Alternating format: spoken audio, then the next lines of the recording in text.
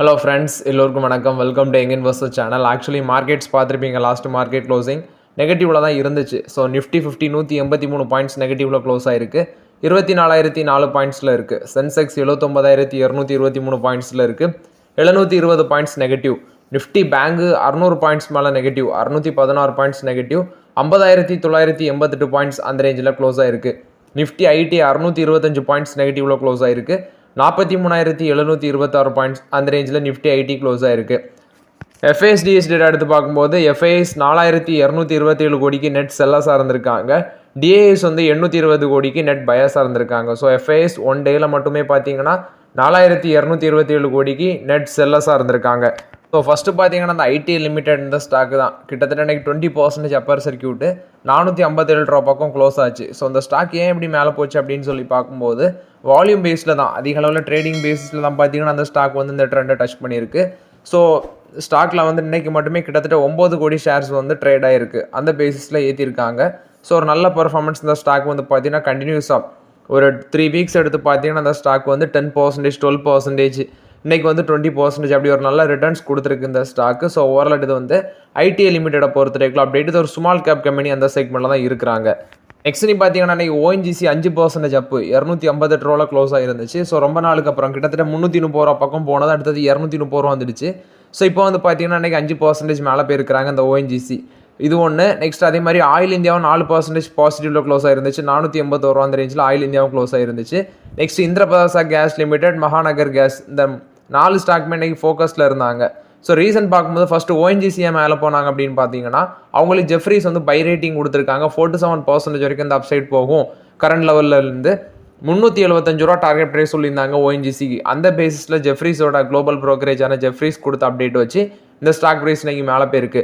அடுத்தது Gayle, ONGC, next நான் சொன்ன சிட்டி கேஸ் டிஸ்ட்ரிபியூஷனான இந்த மகாநகர் கேஸு, அடுத்து இந்திரபிரதா கேஸ், இவங்க மேலே போனதுக்கு ரீசன் அப்படின்னு சொல்லி பார்க்கும்போது ஆயில் மினிஸ்ட்ரி என்ன சொல்லியிருந்தாங்கன்னா ஓஎன்ஜிசியும் கெயிலையும் நீங்கள் 0.637 MMSCMD ஆஃப் கேஸை இந்த 2 கம்பெனிஸுமே டைவெர்ட் பண்ணுங்க அப்படின்னு சொல்லியிருந்தாங்க.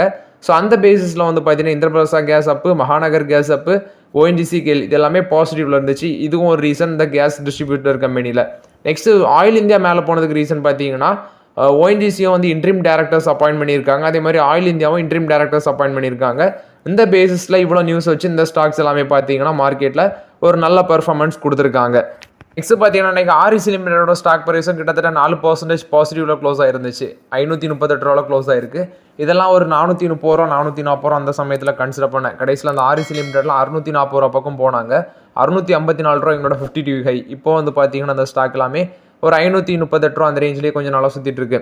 550 ருபீஸ் அந்த ரேஞ்சுக்குள்ளேயே ரவுண்ட் அடிச்சிட்டு இருக்கு. அதே மாதிரி தான் பவர் ஃபைனான்ஸ் கார்பரேஷனும் அது ஒரு நல்ல வேல்யூஷனில் கிடச்சி வாங்கினேன். அதுவும் நல்ல ரிட்டர்ன்ஸ் மேலே போனாங்க. கடைசியில் இப்போ டவுன் ட்ரெண்ட் இன்னைக்கு 470 சம்திங்கில் க்ளோஸ் ஆச்சு. ஆர்இசி லிமிடெட் அவங்களோட Q3 பிஸ்னஸ் அப்டேட் சொல்லியிருக்காங்க. இதில் அவங்களோட ஓவரால் லோன் டிஸ்பர்ஸ்மெண்ட் 18% அதிகரிச்சிருக்கு. அவங்களோட ரினோவபிள் எனர்ஜி லோன் டிஸ்பர்ஸ்மெண்ட் 58.09% அதிகரிச்சிருக்கு. அடுத்தது அவங்களோட டிஸ்பர்ஸ் லோன் பார்க்கும்போது 17.98% அதிகரிச்சிருக்கு. இந்த 9 மந்த்ஸில் மட்டும் Q1லேருந்து Q3 பீரியட் வரைக்கும் அவங்களோட டிஸ்பர்ஸ் டோட்டல் லோன் பார்க்கும்போது 1,45,647 கோடியாக இருக்குது. 19.30% அதிகரிச்சிருக்கு அப்படின்னு சொல்கிறாங்க. ரினோவபிள் எனர்ஜி லோன் 78.68% வளர்ச்சி அடைஞ்சிருக்கு. ஸோ ஓவராலாட்டு ஒரு நல்ல Q3 பிஸ்னஸ் அப்டேட் காமிச்சிருக்காங்க. ஸோ இந்த பேசிஸில் நாளைக்கும் பார்த்தீங்கன்னா அந்த ஸ்டாக் ப்ரைஸ் மேலே போக சான்சஸ் அதிகமாக இருக்குது. இதெல்லாமே ஒரு 450 ரூபா அந்த ரேஞ்ச் வந்தால் கன்சிடர் பண்ணலாம். பட் வேல்யூஷன் சீப்பாக தான் இருக்குது. ஸோ ஆல்ரெடி ஒரு நல்ல ரிட்டர்ன்ஸ் கொடுத்துருக்கு இந்த ஸ்டாக்கு. ஸோ இப்போ டவுன் ட்ரெண்ட் வந்திருக்காங்க. மேபி இந்த ட்ரெண்ட்லேருந்து மேலே போகவும் சான்சஸ் இருக்குது, கீழே போகவும் சான்சஸ் இருக்குது. ஸோ வெயிட் பண்ணி பார்க்கலாம். ஆர்இசி லிமிடெடில் ஒரு 500 கீழே வந்தால் ஆர்இசி லிமிடெட்லையும், அதே மாதிரி பவர் ஃபைனான்ஸ் கார்பரேஷனில் ஒரு 450 கீழே வந்தால் பவர் ஃபைனான்ஸ் கார்பரேஷன்லையும் யூஸ் பண்ணிக்கோங்க. ஸோ ஓவரால் இது ஆர்இசி லிமிடெட் பவர் ஃபைனான்ஸ் கார்பரேஷனை பொறுத்த வரைக்கும் அப்டேட்டு. நெக்ஸ்ட் பார்த்தீங்கன்னா இந்த ஏஞ்சல் லோன் லிமிடெட் ஆக்சுவலி இன்றைக்கி 4% டவுனு, கண்டினியூஸாக 3 நாள் நெகட்டிவ் ட்ரெண்டில் தான் போயிட்டுருக்கு. ரீசெண்ட் டேஸில் பார்த்தீங்கன்னா 3,000 தாண்டி போனாங்க. இப்போ மறுபடியும் டவுன் ட்ரெண்டில் வருது. 2,856 ரூபா. ஸோ பெருசாக நெகட்டிவ் நியூஸ் இல்லை, பட் அடிக்கிறாங்க. ஸோ நல்ல இது மந்த்லி ஆவரேஜ் தான் போஸ்ட் பண்ணியிருந்தாங்க. விச் மீன்ஸ் அவங்களோட அந்த கிளைண்ட்ஸ் அடிஷன் அது எல்லாமே நவம்பரில் நல்லா தான் இருந்துச்சு. ஸோ வெயிட் பண்ணி பார்க்கலாம் ரிசல்ட்ஸ் எப்படி போஸ்ட் பண்ணுறாங்க அப்படிங்கிற பட்சத்தில் இந்த ஸ்டாக் மேலே போகுதா இல்லையான்னு சொல்லி.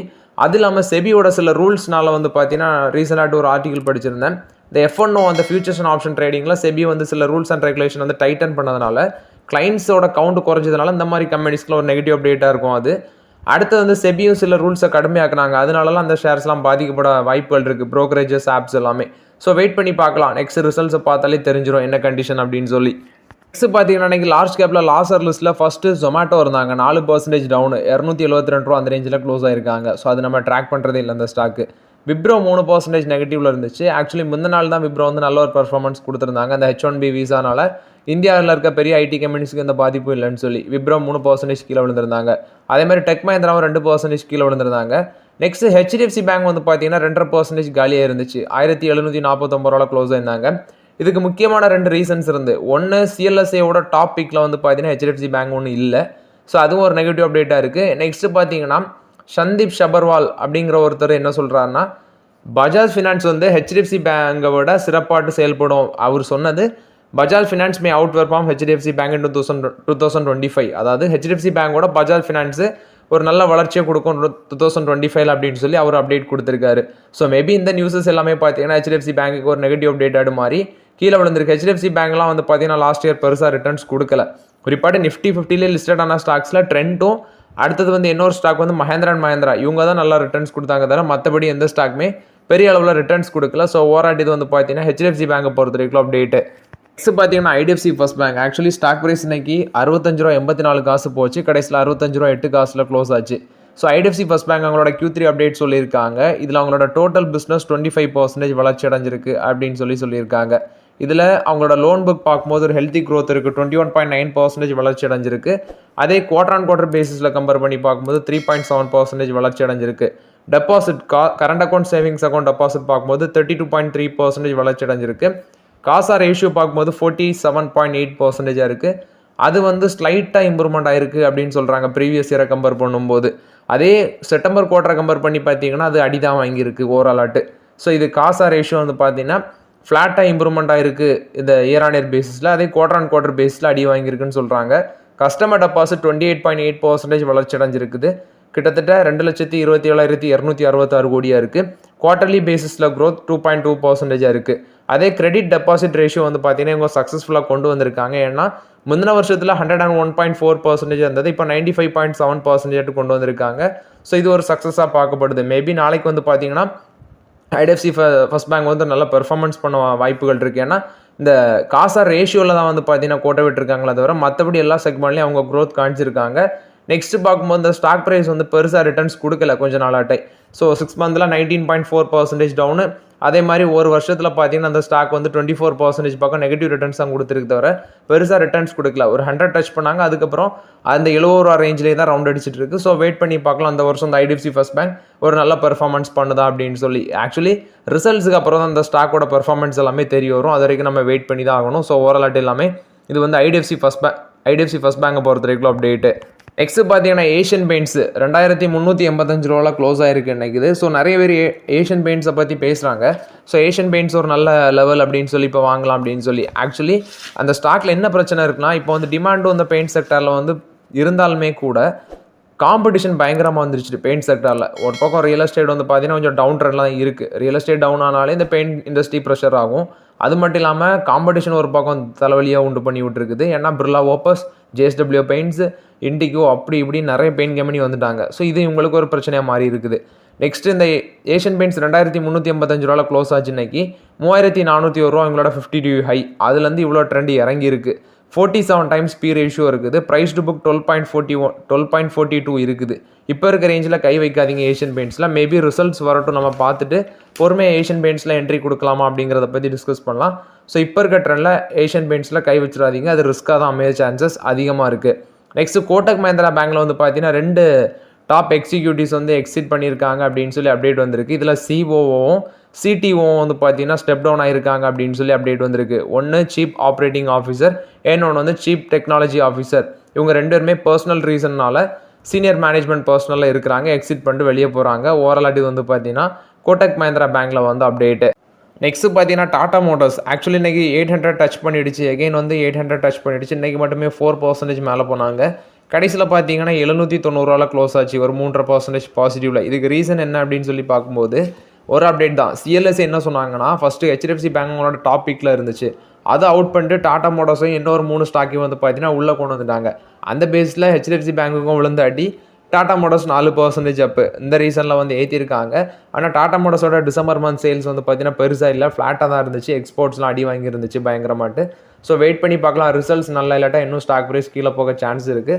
ஸோ ஜான்வரியில் ரிசல்ட்ஸை பார்த்தாலே தெரிஞ்சிடும். அது வரைக்கும் டாடா மோட்டார்ஸில் ஸ்லோவாகவே ஆப்பர்ச்சுனிட்டி யூஸ் பண்ணிக்குவாங்க. ஸோ ஓவரால் இது வந்து டாடா மோட்டார்ஸை பொறுத்த வரைக்கும் அப்டேட்டு. ஹிந்துஸ்தான் யூனிலிவர் கொடுத்த அப்டேட் இவங்க வந்து பார்த்தீங்கன்னா ஸ்கின் கேர் ஸ்டார்ட் அப்பான ஒரு மினிமாலிஸ்ட் அப்படிங்கிற கம்பெனியை 3000 கோடிக்கு அக்யூசிஷன் பண்ணுறதுக்கு பேச்சுவார்த்தையில் இருக்கிறாங்க அப்படின்னு சொல்கிறாங்க. ஸோ அந்த கம்பெனியை வந்து $350 மில்லியன் கொடுத்து இந்த டீலை க்ளோஸ் பண்ண பார்க்குறாங்க. ஸோ ஓவரால் இது வந்து ஒரு ஸ்கின் கேர் ஸ்டார்ட் அப் அப்படின்னு சொல்லி மென்ஷன் பண்ணியிருக்காங்க. ஸோ மேபி வந்து சீக்கிரம் அந்த கம்பெனி அக்யூசிஷன் பண்ணுறாங்க போல் தெரியுது. ஃபினான்ஷியல் 25 அந்த கம்பெனியோட ரெவன்யூ பார்க்கும்போது 350 கோடியாக இருக்குது. 89% வளர்ச்சி அடைஞ்சிருக்கு.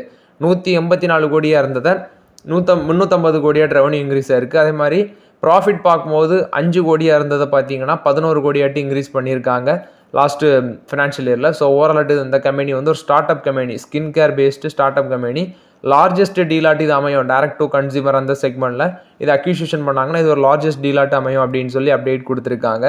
இது வந்து பார்த்தீங்கன்னா கிட்டத்தட்ட பீக் எக்ஸிவி அப்படிங்கிற ஒரு டீல் கூட தான் இந்த ஹிந்துஸ்தான் யூனிலிவர் வந்து Peak XV Partners backed company தான் அந்த மினிமாலிஸ்ட் அப்படின்னு சொல்லியிருக்காங்க. Jaipur based skin care start up அப்படின்னு சொல்கிறாங்க. ஸோ ஓவரால் இது வந்து ஹிந்துஸ்தான் யூனிலிவர் லிமிடெட் கொடுத்த அப்டேட்டு. டாபர் இந்தியா ஒரு அப்டேட் கொடுத்துருக்காங்க. ஸோ இவங்க வந்து என்ன அப்டேட் கொடுக்குறாங்கன்னா Q3ல அவங்களோட ரெவன்யூ க்ரோத் வந்து லோ சிங்கிள் டிஜிட்டில் தான் இருக்கும் அப்படின்னு சொல்கிறாங்க. அது இல்லாமல் சீக்வன்ஷியல் டிமாண்ட் இம்ப்ரூவ்மெண்ட் இருக்கும் அப்படின்னு சொல்லி எக்ஸ்பெக்ட் பண்ணுறோம் அப்படின்னு சொல்லி அப்டேட் கொடுத்துருக்காங்க. ஸோ FMCG க்ரோத் வந்து பார்த்தீங்கன்னா சீக்வன்ஷியல் பேசிஸில் கொஞ்சம் இருக்கும் அப்படின்னு சொல்கிறாங்க. ஸோ மார்க்கெட் ஷேரும் அவங்களோட சில போர்ட்ஃபோலியோவில் வந்து ஃபோக்கஸ் பண்ணுறோம் அப்படின்னு சொல்லி டாபர் இந்தியா அப்டேட் கொடுத்துருக்காங்க.